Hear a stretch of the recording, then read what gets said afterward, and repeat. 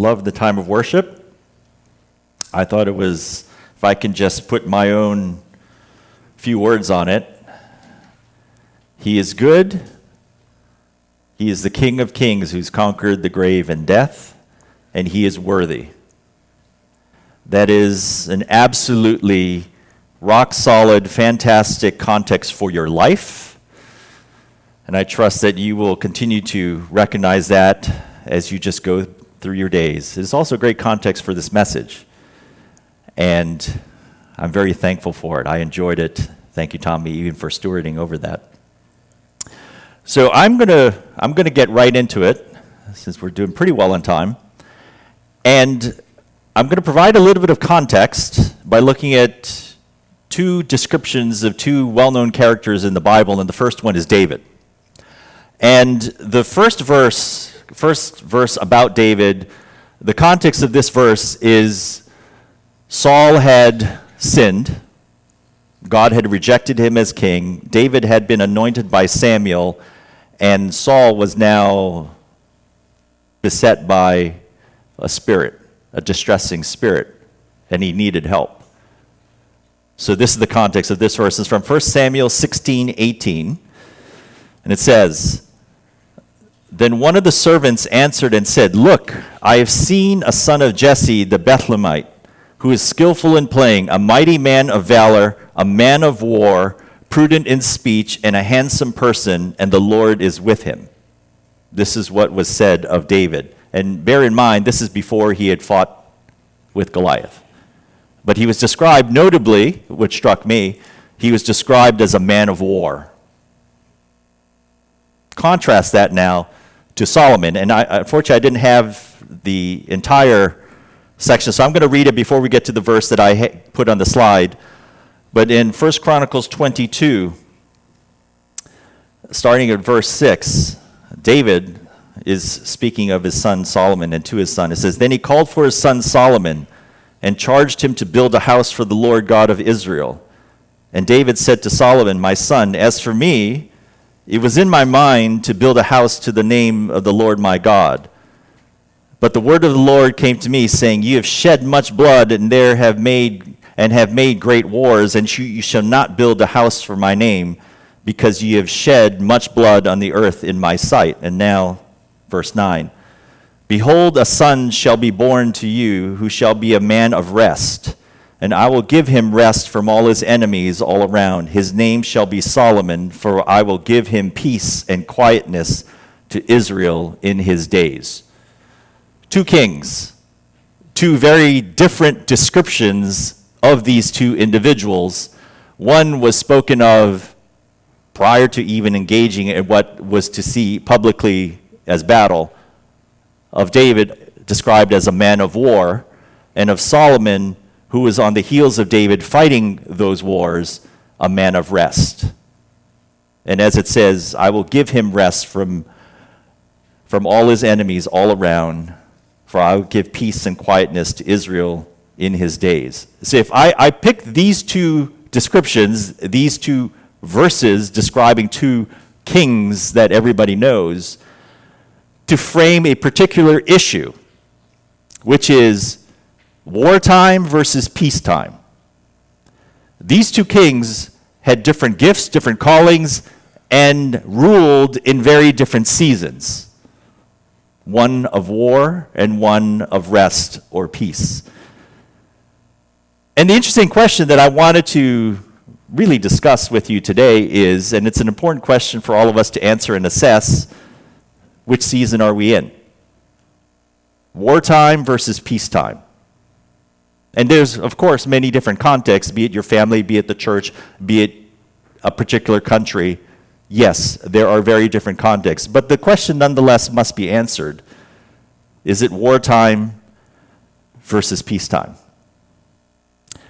And I will also say as a prelude, it's not necessarily, the answer to that is not necessarily what you want it to be. You have to oftentimes just accept what is. I have a certain opinion upon that, and my opinion could be right or wrong, but what is the controlling factor, not what I want it to be. And using Josh, if you can put the description of Solomon again, this is what it describes as peacetime. I will give him rest from all his enemies all around. I will give peace and quiet to Israel in his days. My opinion is that doesn't feel like my life that I'm living in the time that I get to live in. That just doesn't feel like it. You might have a different opinion, but it's not really about opinions, is it?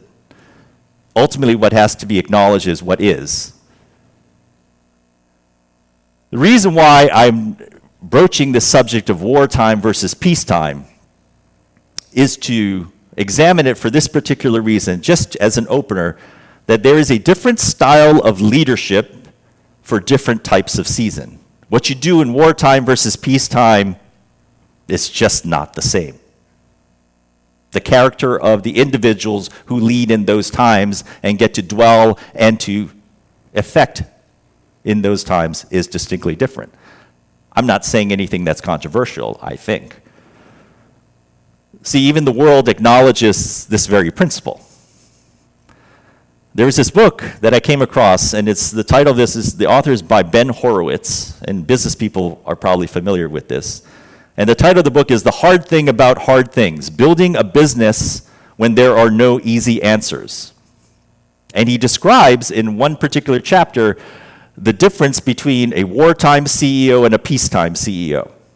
And to put some context to what he's describing, he says to frame what peacetime represents. Peacetime in business is generally when a business has a competitive advantage and its market is growing. That's peacetime. Wartime in business is when the business is facing an immediate threat from a competitor, the economic climate, or a major market shift. Two very different contexts of what he describes in the business world of what peacetime looks like versus what wartime. And the CEO that is governing and leading a company in those distinct different contexts are going to operate very differently. And he contrasts that. I thought this was very interesting, so I'm going to throw it, if nothing else, just for humor. So I just picked three, and he had a whole long list. I thought these three as an opener would be fun to at least frame the issue. Peacetime CEO spends time defining the culture. Wartime CEO lets the war define the culture. A little bit different. Peacetime CEO strives for broad-based buy-in. Wartime CEO neither indulges consensus building nor tolerates disagreements. I'm pretty sure I'm stepping on sensibilities because you probably have an opinion of which one you'd like to be living in. Peacetime CEO trains employees to ensure satisfaction and career development. Wartime CEO trains employees so they don't get shot in battle.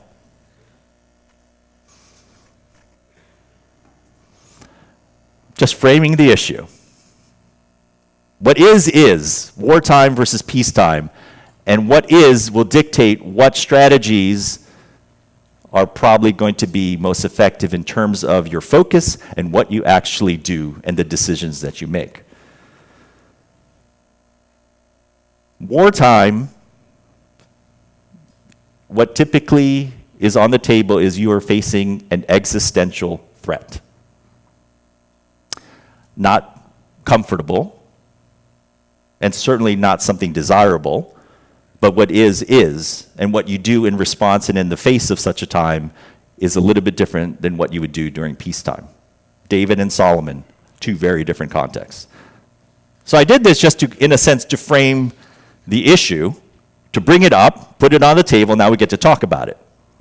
But I'm also going to be very careful about how I do this. Why am I going to be careful? Some of you are more wired for conflict than others. Some of you are more disagreeable than others. I'm not saying all of you, I'm just saying some of you. For those that are more wired for conflict, that are more wired for disagreeable, like, yeah, we're going to butt heads on this and I'm okay with that. Well, guess what? When I say wartime, you're like, let's go. You just tell me when, where. In fact, you don't even need to tell me when, where. Just the fact that you tell me that when wartime, I feel like I have license to now just go do my thing. Yeah, well, we're going to deal with that. We're going to deal with that. We're going to deal with that. Right? Some of you are like, yeah, I don't want any of that. And don't feel bad about that. I'm just acknowledging and putting on the table the fact that David and Solomon didn't necessarily choose what time they were going to live in. They didn't necessarily choose what gifts they were, in a sense, put in them. And they certainly didn't get to decide their history. And yet, they both were called to lead in very different seasons. God knew. That's why he gave each of them what they needed to govern and lead in those different seasons and times. So, now I know that I really put something on the table that has the potential to have some that are more geared for wartime if you believe it's a time of war. It's like, whoa. I'm not looking to do that. I'm doing this in a way that I think is a little bit safer. So there is a term in the legal context, but not solely in the legal world. There is a term called safe harbor. I use this a lot as a term. Some people may not know what I mean when I say safe harbor. But when I say safe harbor, it has a particular meaning, and this is one meaning. A safe harbor is a provision of a statute or a regulation that specifies that certain conduct will be deemed not to violate a given rule. It is usually found in connection with a more vague overall standard. So let me explain what that means. There are many situations that you might find yourself. It could be a regulatory environment. Oh, I don't know, it could be this. There's a lot of options about what you think is the right thing to do or what you believe God is asking you to do. And sometimes it's less than clear. It's a little bit complicated. And so sometimes when you're facing what you consider to be uncertain mandates, and you say, well, but we feel also called that we still are going to move forward. And sometimes what you do is what you actually engage in is in the safe harbor, which is like, if I just do this part, it may not be everything, but some of the rest of it may be revealed over time. But the safe harbor, I know it's a good thing for me to be engaged in. It's safe. That's why it's a safe harbor. You're thinking, what are we doing today? Like wartime, peacetime, now safe harbor. Okay.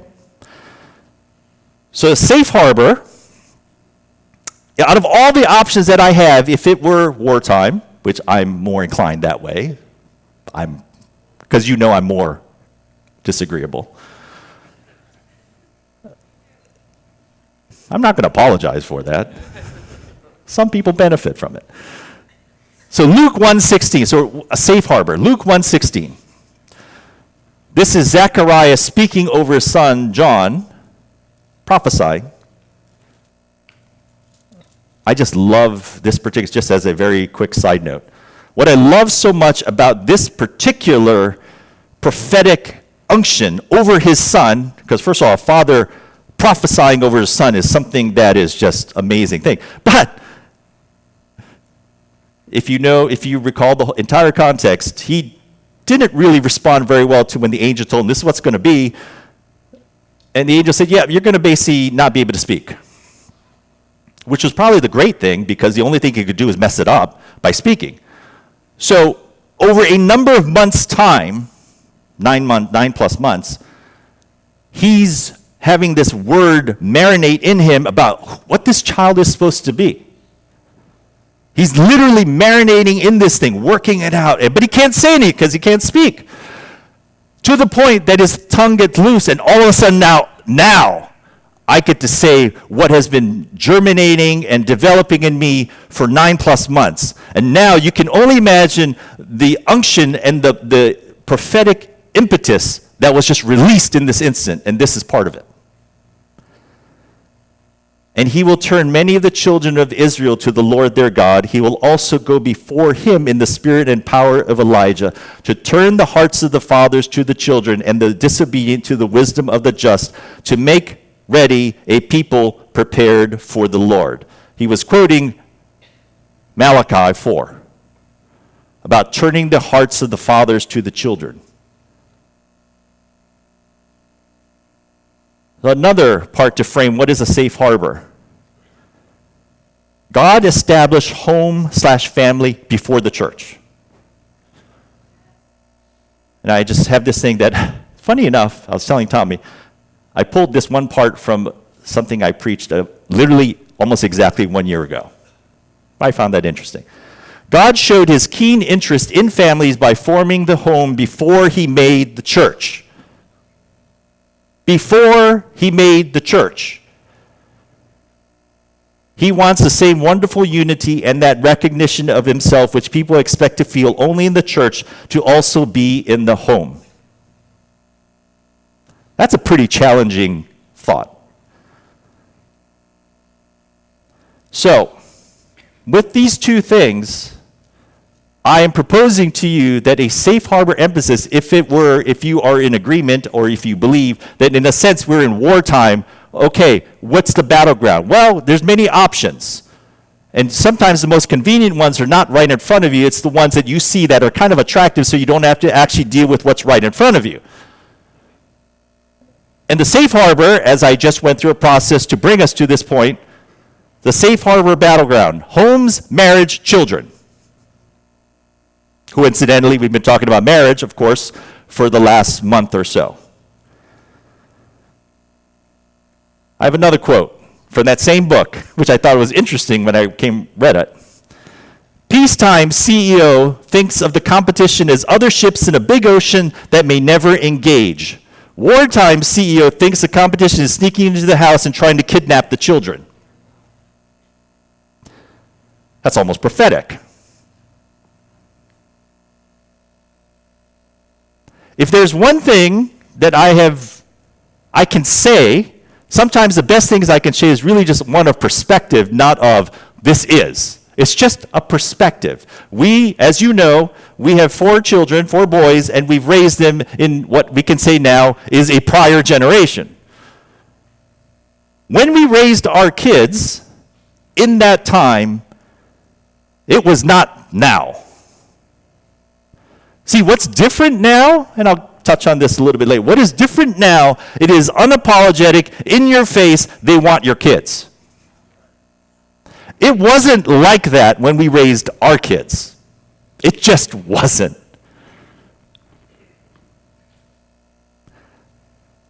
One of the things that I'm supposed to do if I'm really good at my job, I am paid to be paranoid. That might seem odd to you, but that is literally one of my, I could say, if I'm good at it, I am. If I'm not that, I'm really not doing what I'm supposed to be doing. Because my job as a counselor, in a sense, is to look after your interest and think through all the possible things that could go wrong that you don't want to think about it because you just think it's going to work out perfectly, but I'm trying to protect you and avoid all the contingencies that you just don't want to discuss. So I have to be paranoid and project out what I think is possible until it proves that it's not. And then as facts roll in, I get to, in a sense, deal with it as it comes. I don't think I'm being paranoid to say that the entire culture has shifted with respect to parental influence over children, such that it is not really being apologized for that they think that they are the ones that can tell your kids what to do. They're not yours. I don't think I'm being paranoid about it.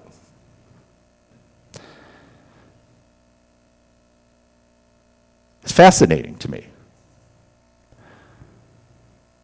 So one of the things, I'm telling you more about me in a sense, but we're just having a little bit of fun. So I was with the children back in the children's church. And see, one of the things that I do, just what I do, is I didn't realize this over time, over the years, but I've done a lot of negotiation. I do a lot of persuasion in a sense. And one of the things I had to learn, and I try to hold true to this, is that when you negotiate with somebody, there's somebody on the other side of the table, of course, literally or figuratively, and when I consider what the other person, I'm trying to get in the head and understand. But one of the things that I try and assume, and if I fail in this, I'm really setting myself up for failure. I have to assume that the person on the other side of the table is highly intelligent, incredibly cunning, and entirely strategic. I just assume that. Because a good negotiator is going to want to kind of diffuse all of that sensibility and think that I'm in a better, stronger position than I really am. So I'm with the children back there.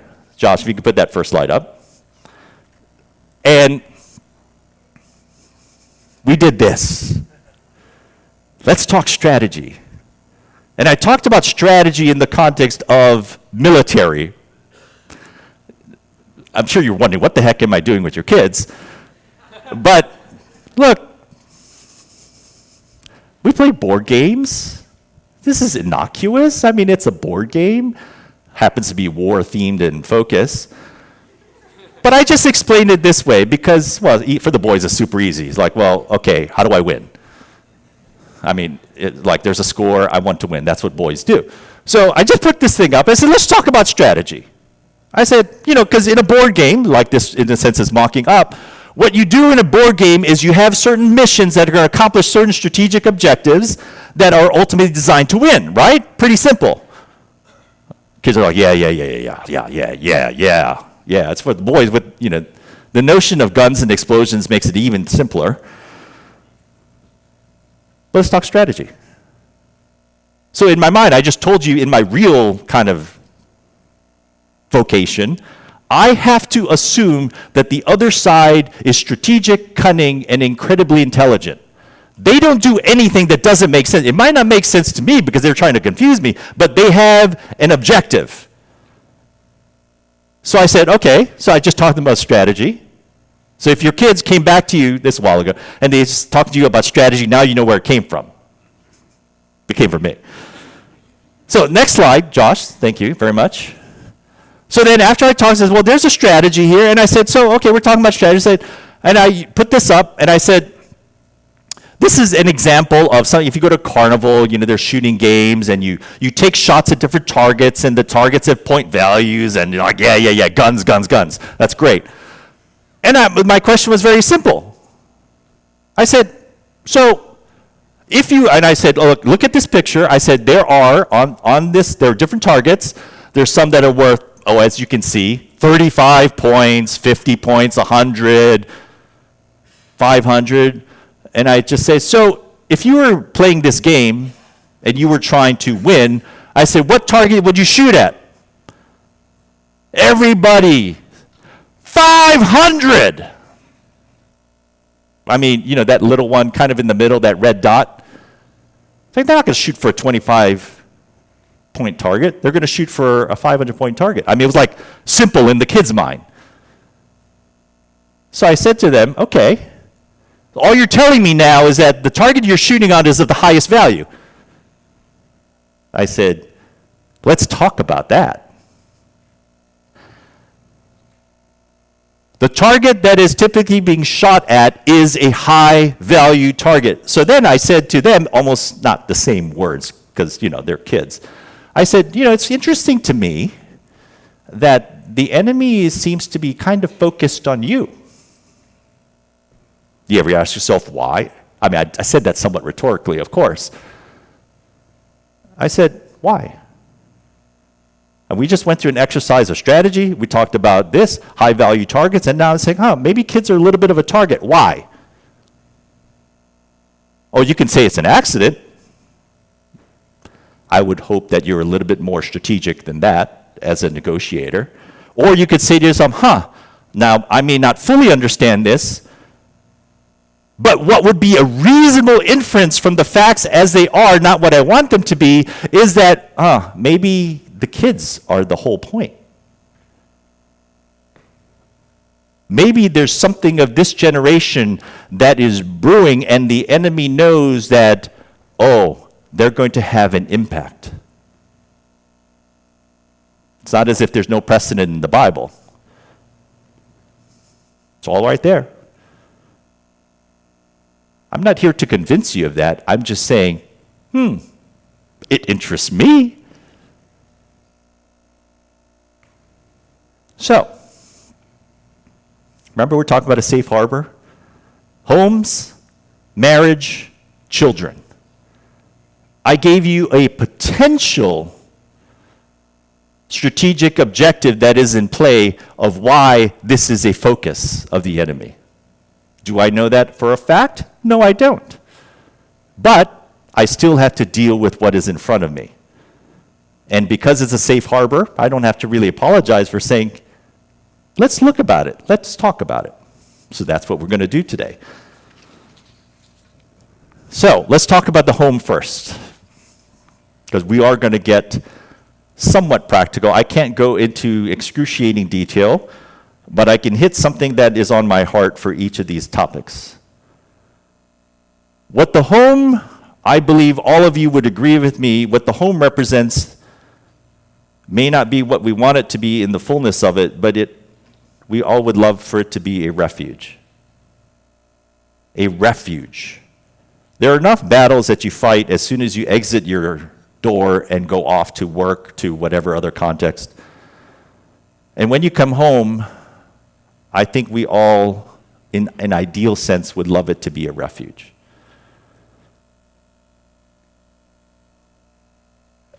What we get to experience here on a Sunday is fantastic, and we're intentional about what it can represent, what it can be to all who enter in. I said, but let's not ignore the fact that the home is where you live. The home is where you are 6+ days a week. And while we have a desire to impact your home through teaching, exhortation, discipleship even, we don't have authority in your home. We don't. That is your domain of which you are primarily responsible and have authority for. Sure, you can invite authority in, that's true. But you are the authority in your home where you live 6+ days a week. And the reason why I'm saying 6+ days is you could think, wow, I get to go to church and experience great things, which we trust you do. But it doesn't change the fact that the home is still a major part of your life, where you live, where you get, in a sense, where you get to recreate. And the attack plan, if I were to disrupt that so that it would not be a refuge, it's pretty simple, and this hasn't changed a whole lot. It's not everything, but it explains a lot of things. My attack plan is to sow in fear, uncertainty, and doubt. This is not new. 2 Corinthians 10:4 and 5. You've heard this verse a number of times. For the weapons of our warfare are not carnal, but mighty in God for pulling down strongholds. There's a lot of people that gravitate towards that because it's warfare, to be sure, and it's spiritual. Not saying you shouldn't think about it, but let's move on. Casting down arguments and every high thing that exalts itself against the knowledge of God, bringing every thought into captivity to the obedience of Christ. I can't think of a verse, which is that second part, verse 5, that is more practical than that. Casting down arguments and every high thing that exalts itself against the knowledge of God, bringing every thought into captivity to the obedience of Christ. That's about as practical as you can get. Why? Because the battlefield that exists is here. It's the battlefield of the mind. And I'm going to take something off of you very quick. The fact that you thought it isn't the problem. That is not the problem. It's what you do in entertaining it or rejecting. That's the cutting edge. I can be as real as I want with you, I think. So I'm going to tell you something just to prove the point. So, and sometimes I don't know where, in my experience, I do know sometimes it's, what you were exposed to, the environment you were in, et cetera, et cetera. But I'm just going to tell you one thing that happened to me, this is years ago. So there was one time that as I was getting ready for bed, I'm just sitting on the side of my bed. I wasn't doing anything spiritual, I can assure you that. Although sleep is pretty spiritual. I had running in my head profanity. I'm like kind of bothered by that. You think, well, kind of a good person, kind of a Christian person, and I got profanity running in my head. And I'm like, what's going on? Just telling you what like it is. The fact that it's in my head is not the problem. Like, it appeared in my head. So I was like, okay, we're not dealing with this. Or we are dealing with this, but we're not accepting this. So I sat there, put my hand on my head, and I'm just like, I take authority in the name of Jesus. I just reject profanity and I just like, no. And it stopped. So there are many thoughts that you have enter into your brain. It's not you. I'm just taking that off for you right now. But what you do in entertaining it / accepting it, now that is the question. Which is why this verse, you're casting down arguments. You are bringing every thought into captivity, because it's the mind. This is, okay.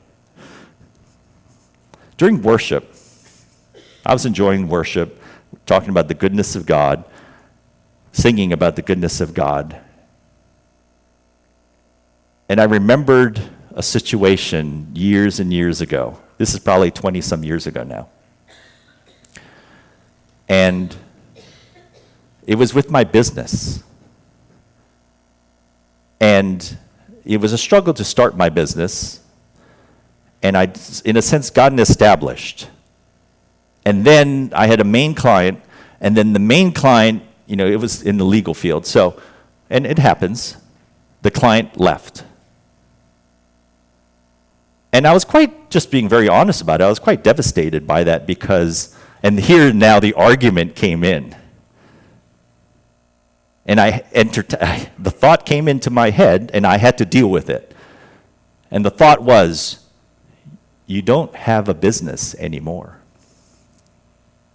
It's in my head. And now what? Discouraging? Yes. Didn't want this event to happen? Yes. But it is. Not what I want it to be. I have to deal with what is. And so I sat down and I thought about it, because this is where it gets real. Casting down arguments. Well, I had an argument in my head that said I had no business. So you can do self-pity as long as you want. And I did for a little bit, being very honest. But then I had in my office a guitar. And I picked up the guitar. I didn't feel like it. I didn't even know if it would make any difference. And I started to play, and I started to sing about how awesome he was. I'm dealing with an argument. There's a very big difference between dealing with an argument here versus dealing what you perceive to be as solving your situation. These are two entirely separate things. You are called to deal with the arguments, deal with anything that desires to set itself high above the knowledge of Christ. You are called to deal with that. You are not called necessarily to deal with the situation. So I did that. I'm crying, I'm weeping, I'm playing, I'm singing. I'm sure it didn't sound very good. But it was all of my heart of what I was proclaiming to him. And I'm sure you would like to know, yes, it did resolve, not immediately. But it did resolve in him bringing a bigger, more profitable client. And the reason why I thought of that is just, God, you're good. You are good. And I didn't sit here self-analyzing, after it happened of, what would have happened if I didn't do that? No, I'm not. You're just dealing with the problem that's on your doorstep, which is there is an argument in your head that is saying to think a certain way that is contrary to what you're believing. That's why it's an argument. I encourage you to, when these situations arise, to be disagreeable. To be disagreeable. Just because an argument appears in your head doesn't mean you have to agree with it, accept it, live by it.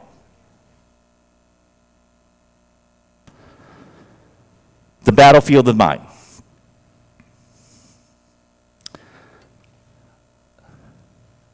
Oh boy. Just one other thing about the home. Because it's a real issue. This is where you live. This is where I desire for you to be able to recreate in. And what is very easy is because all of us self-analyze, all of us assess kind of where we are in our walk and our faith, et cetera, et cetera, et cetera. And sometimes we quite frankly don't really feel qualified. We don't really feel like we're in a good place. So, I'm going to I may step on your toes, but I still need to tell you a truth about this issue. You don't get to call time out. What do I mean by that? Parents, or if you're not married, if you're single, you govern your home. We all go through seasons where we don't feel the most qualified, spiritual. We feel like there's something that in us that just needs to be dealt with, repaired, et cetera, et cetera, et cetera. But you don't get to call time out and say, time out, I need to go and deal with myself, and can we just put a pause on everything that's going on? That's just not the way it is. I would encourage you not to, and this doesn't ignore the fact that people sincerely need help from oppression, et cetera, et cetera. This doesn't ignore that fact. But this is where wartime versus peacetime is a distinctly different mentality. In wartime, right, if you're on the battlefield versus the hospital, one of those situations you're still in the fight. So if you're self-identifying as a hospital culture, then you're basically saying, I can't possibly be on the battlefield. Happens, but not as frequent as you think. In a more common situation, yes, you've been hit. Yes, you're carrying a wound and you need to be strengthened. Yes, we all are like that. But you don't get to call time out. Because the enemy, sadly, because the enemy is pretty strategic, the enemy says, wow, look, they're kind of weak. Maybe we should attack. If you wanted to win, that's exactly what you would do. So don't expect the enemy to play by different rules. And I'm not trying to say that this is your life. I'm not saying that at all. I'm just saying that this is the reality of the war that we get to engage in. Because you still have responsibilities in your home and to your children. The goal that you're after, which is why it is such a battlefield, the goal that the enemy is after is to disrupt it as a place of refuge, because if it is a place of refuge, there is peace. And peace is not the absence of conflict. Peace is an artifact of having, from the throne room of God, through the authority that is legitimate, where he can usher in his kingdom into your home. And not only will you benefit because you get to experience, just like we were in worship today, you get to experience just the goodness of God and the peace that comes with it. Not only that, but also when somebody who doesn't even understand what peace is like, they enter your home like, wow, I feel good. And you can think about warfare a lot of different ways. Homes are that.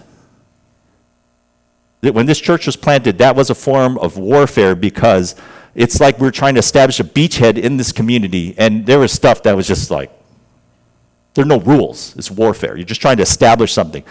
But once it's established, then people benefit, and your homes are like that. You're on the front lines. And if you're willing to accept that, then you acknowledge the fact that you still need to be healed, shored up, et cetera, but at the same time, you're still in the fight. And that's an attitude of looking at what is versus what you want it to be. So I leave you on this topic. We're going to go through the others much faster. Nehemiah 6:15 and 16.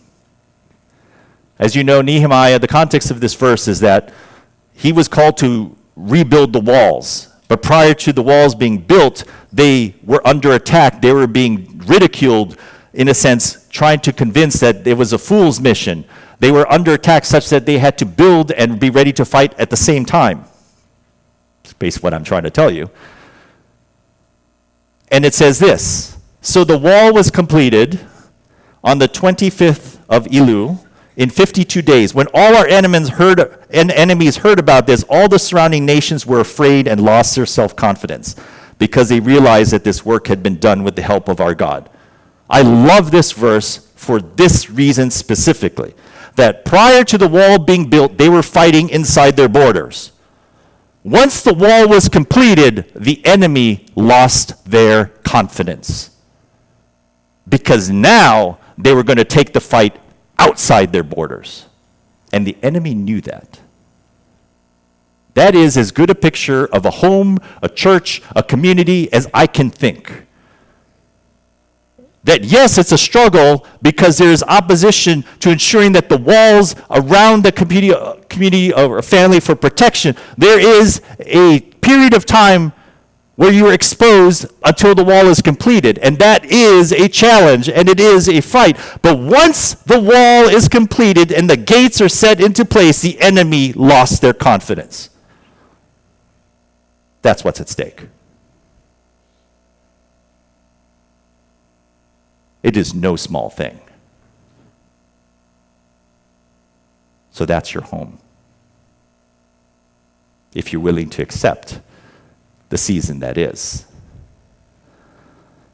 Now, marriage. I wasn't intending to talk too much about marriage because we've had a whole series about marriage, so go listen to that again. But I will say this, because I intended to.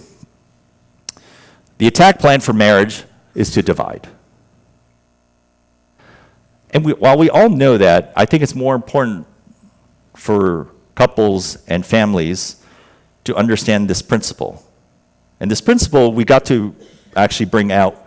We were in Hawaii visiting my family because we had a family reunion, but the other thing we did was to, in a sense, early celebration of my parents' 60th wedding anniversary. That was pretty cool. And we had a dinner, and after the dinner, we took the time just to have individuals speak words to thank them and to affirm them for their 60 years of marriage. And the overwhelming theme that came out was just to thank them because they've paved the way. They've paved the way for me and my brothers as their children. They've paved the way for their grandchildren, and they've paved the way for their great-grandchild, and one more to come. There is a cascading impact of a family. That's what's at stake. There are things, and this is something I told my parents when I had a chance to say something to them, and I told them this is something I felt personally. Some of the things that I am able to do that some people say that I can do pretty well, it's because of them. It's not because of me. It isn't. They made that possible. I've also said this. You can see me and you can experience what I do at some level. I say, but you don't even know who I am unless you know my parents. You don't. You might think you do, but you don't really know me until you know where I came from. And the one thing I wanted to say to honor my parents, they have done many things that myself and my brothers and my children and my grandchildren, their great-grandchildren, have benefited from. But one of the things, many things that parents do, you don't teach in a sense by word, it's more by action.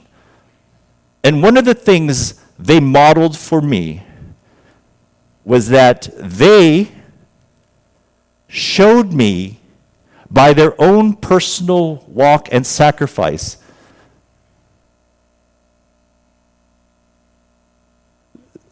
that to serve God was worth sacrificing for. You can say that in words, but I saw that demonstrated for me as they lived their life and worked out in their call in the ministry. That he was worth sacrificing their life for. And for that, I will forever be grateful.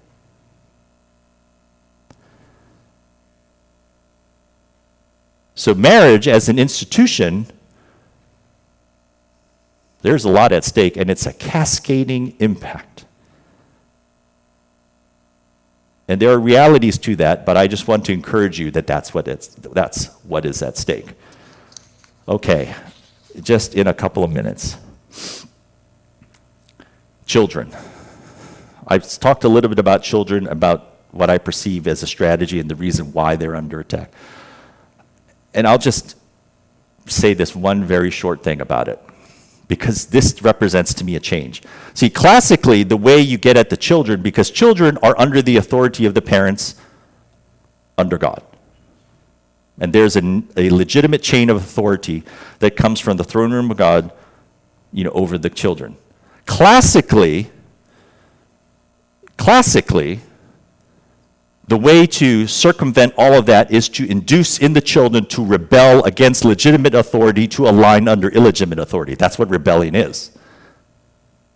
Parents have been dealing with that issue from, I'm sure, the beginning of time. But the game has changed a little bit. And what's changed? See, now, the attack plan appears to be to usurp authority. They're not going necessarily at the kids and trying to foment rebellion. Now they're going, in a sense, further up the chain and trying to usurp parents' authority to get them to abdicate their authority. Now it's like, whose kids are they? Is it yours? Or is it theirs? You see, if parents do not abdicate their authority, then the traditional attack becomes the only option, which is to incite rebellion, to have them kids voluntarily move out of authority. But they're, in a sense, been trying to shortcut the process by having you abdicate. They're your kids. Don't apologize for that. They are yours. God gave them under your protection, under your authority, under His. It is your responsibility and no one else's. Do not abdicate that. You have my permission to be entirely disagreeable on that point.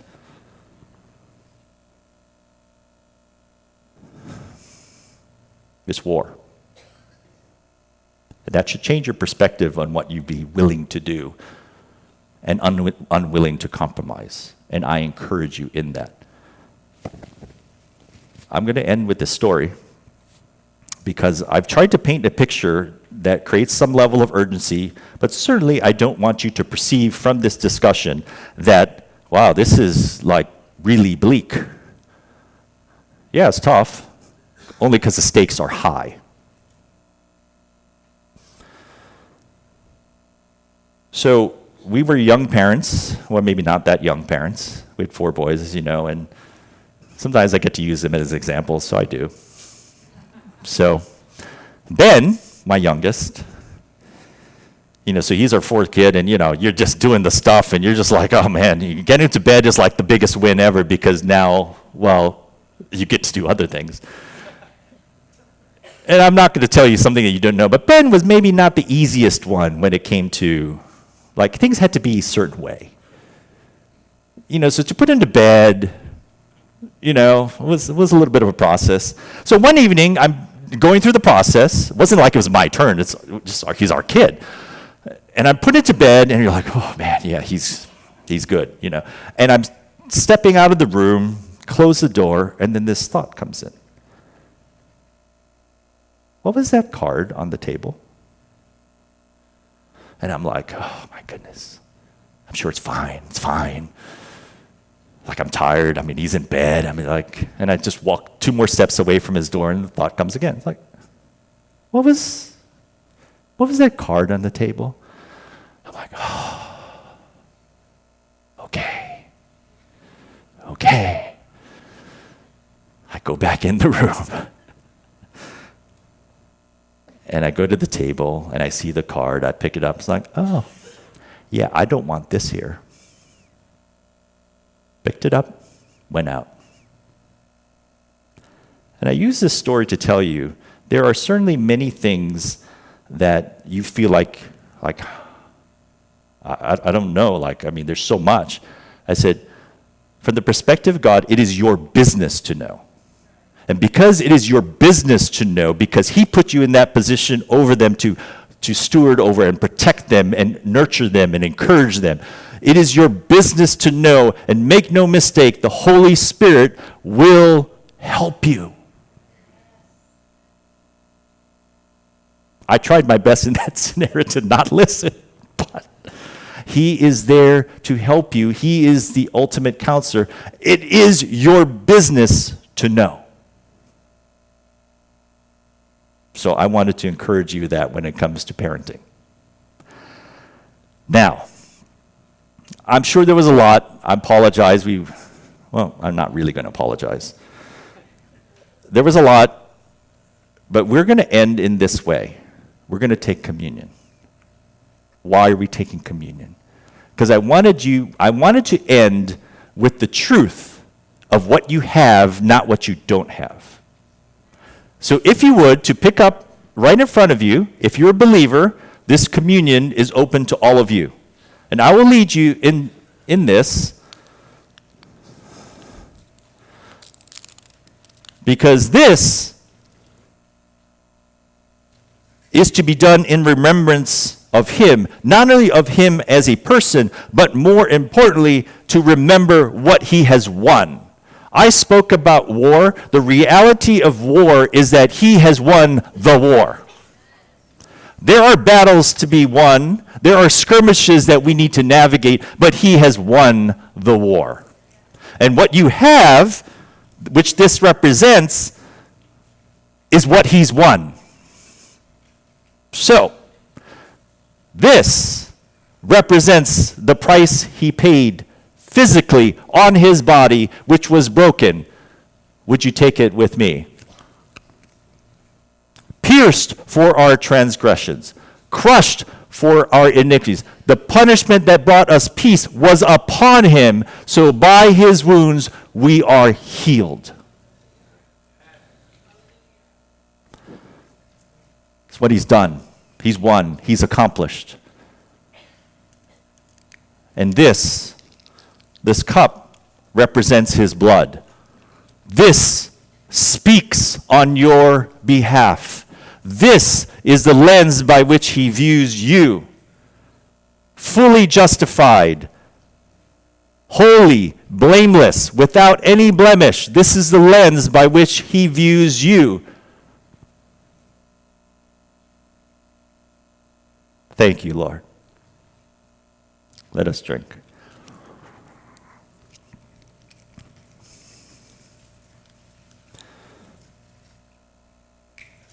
He is for you. He has won for all time the war. And we get to partner with him in the battles that are on our doorstep. Amen.